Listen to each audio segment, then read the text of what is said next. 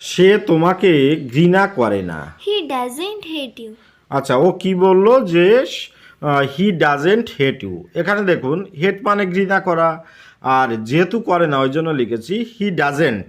ওকে, ওই জন্য ও বলল যে he doesn't hate you. Okay, next sentence. তিনি মাথা নাড়ালেন। He shook his head.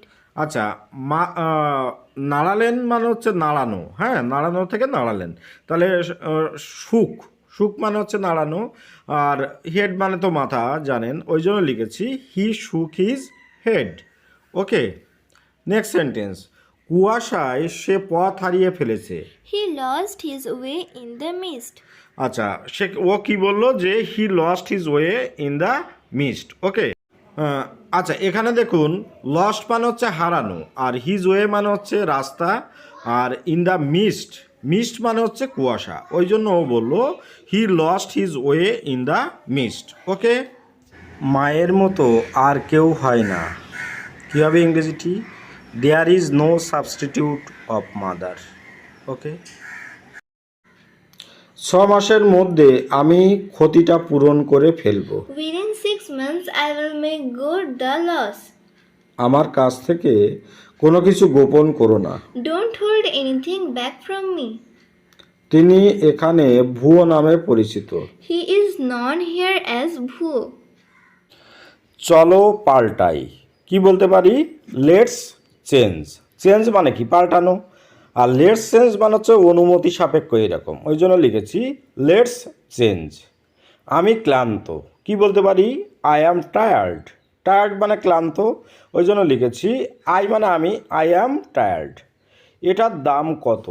How much is this? তুমি কি এখন জেগে আছো? কি বলতে পারি? Are you still awake. Awake মানে হচ্ছে জেগে থাকা, আর স্টিল মানে এখনও পর্যন্ত, ওই জন্য লিখেছি আর ইউ স্টিল অ্যাওয়েক। আমার আঙুল পুড়ে গেছে।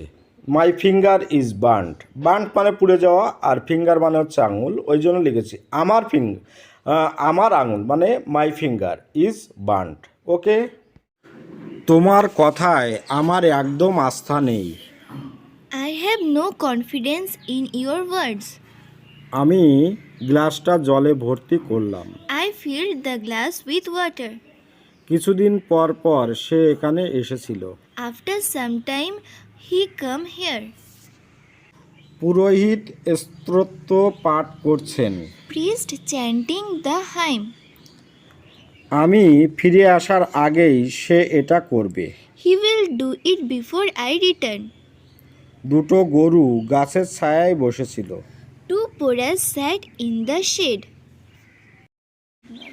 তাপসবাবু পেশায় উকিল। Taposh Babu is a lawyer by profession. আমি দুঃখিত যে আমি জিততে পারলাম না। I am sorry that I did not win. আমরা উন্নতির জন্য চেষ্টা করছি। We trying improvement. প্রদীপটা নিভিয়ে দাও। Extinguish the lamp. আমি এই নির্মমতা সহ্য করতে পারছি না। I cannot bear this cruelty. বুড়ো বয়সের জন্য যথেষ্ট টাকা পয়সা সরিয়ে রাখো। Save enough money for old age. খারাপ অভ্যাসগুলো ছাড়ো।